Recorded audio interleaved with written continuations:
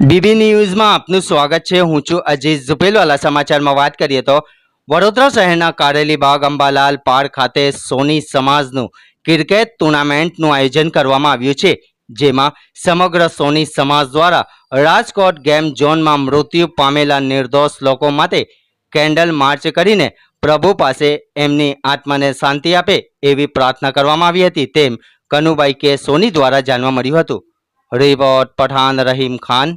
આપણા ગુજરાતના મુખ્યપ્રધાન સીએમ અને એ લોકો કરી રહ્યા છે કે શા માટે આ બનાવ બન્યો, તો આવા દુઃખદ ઘટનાએ અમારો વડોદરા સોની સમાજ સાથે છે અને નાના બાળકો કે જે ઘંટી છે તેમને ક્લિક કરો જેથી અપડેટ ન્યૂઝ તમારા સુધી પહોંચી શકે।